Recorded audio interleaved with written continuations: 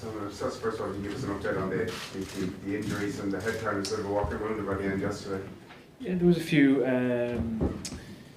Chris Farrell confirmed concussion, so he won't recover in time for Thursday. Rob Carney passed his HA2, so he's in that process. Ty came on the pitch, back onto the pitch. Ty Furlong did, so he's fine as well. So yeah, those are the kind of, I guess, the three obvious ones from a head injury assessment perspective. Johnny, I just wanted to ask you what it was like watching it from the sidelines yesterday. Yeah, it was obviously a tough game to watch, as they all are. Even if things went brilliant, it's tough to watch when you're not involved. So yeah, very frustrating. Frustrating. I mean, were you frustrated that you weren't involved? Do you think you could have made a difference to things? No, I just frustrated that I was on the pitch and that I couldn't help the lads out. And obviously things didn't go our way. And yeah, you want to have things in your control. And when you're sitting in the stand, there's not much you can do about it. So yeah. There's a bit of confusion, I guess, as to how fit you actually are. I mean, Joe said you were okay to play, but you weren't selected. I mean, do you feel like you're fit? Are you raring to go and ready to play? Yeah, one thing about this team is that we backed the squad, the 31 guys. We said that when we picked the squad that everyone that's here is ready to play, and you know, and I picked up that strain against Scotland, and I wasn't going to train Monday, Tuesday fully.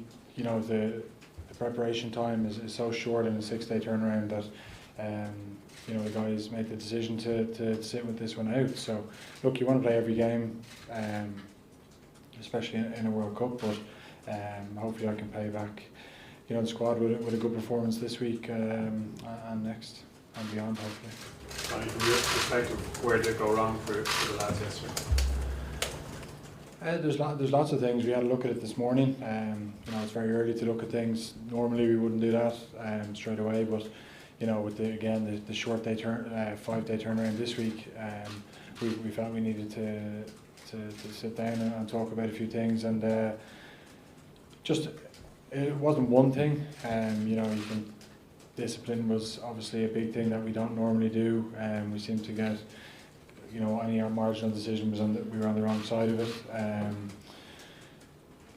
which is fine. You know, we looked at those penalties today, and yeah, they can be penalties. So we've got to look at ourselves there and say that discipline wasn't good enough. You know, there was a lot of access points we gave them, and discipline being, you know, top of the list. You know, we had them under pressure a few times and we let them out. We didn't exit a couple of times as well as we should have. So there's lots of just like sort of one or two things in each department that added up, and when you give a very good team like Japan, you know, they play brilliantly on the day. You got to give them a lot of credit as well. But I thought the boys started really well to go 12-3 up. We couldn't have asked for much more in the first 20-25 minutes, but then those errors and access points just crept in. You're one of you, Simon, that there are lots of different bits. What's the team behind that? Is there a sense of what maybe in the prep wasn't perfect that led to that array of errors? No, I think as a coach, you always kind of look back at what you've prepared, see if you would have changed anything. I don't think there is anything we would change. We knew how much of a threat Japan were going to be. When you look back at the game, there's, like Johnny said, there's little things that we didn't quite execute as well as we would have liked. We had 25 minutes, nearly 30 minutes of high tempo.